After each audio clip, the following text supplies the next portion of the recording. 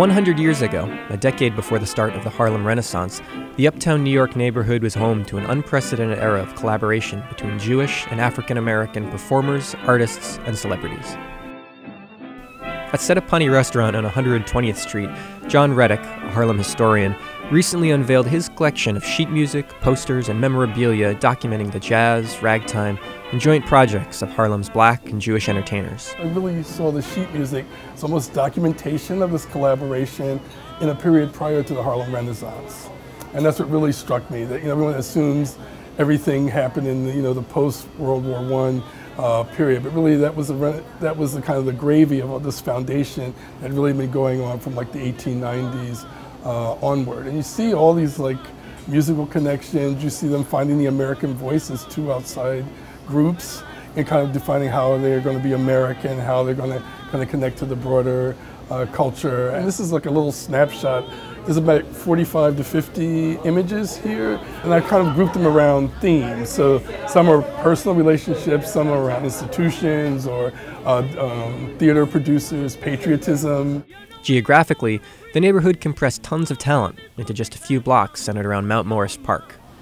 For the most part, north of 125th Street was the Black community, and south of 125th Street was the more diverse Jewish community. I don't know that they totally mixed in the sort of like, I don't know how much in and out of each other's houses they were, but on the entertainment side, it's just clear that there was really this back and forth. And they were mixing at social events and all of that. And I can see in newspapers that this different discussion about activities in the neighborhood. So I thought there was a certain dynamic maybe that was broader than it is today in certain ways.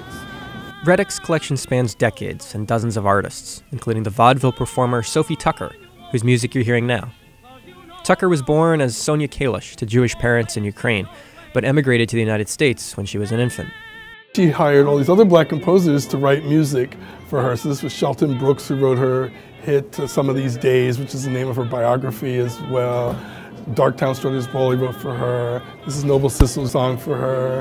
And then she also was very popular for doing Yiddish songs as well. She apparently had a really beautiful voice for doing Yiddish songs. Tucker, like many artists who collaborated with African Americans, often performed in blackface. While many of these performances were blatantly racist, Reddick offers some context for Tucker's acts. If you were a performer, if you were a Sophie Tucker, and she was a heavy-set woman, she had a great booming voice, and she was going to do the blues, part of her coming out on the stage in blackface is kind of signifying what she was going to do, and then having to live up to this image she was projecting. It's no different than Justin Bieber feeling obliged to turn his cap around and wear sagging pants or whatever on stage. It's a very similar thing. They go to where the audience head is at, and if you're really talented, you move from that stereotype and show more diverse story.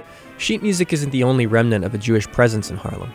Reddick leads tours of the neighborhood and points out churches that were once synagogues, Stars of David hidden on a tenement facade, and a mosque associated with Malcolm X, which was once a casino where Sophie Tucker performed in blackface. By the 1930s, performing arts in Harlem began to shift as Jews left New York for Hollywood. Well, I just think it would have been a joint renaissance except for the movies.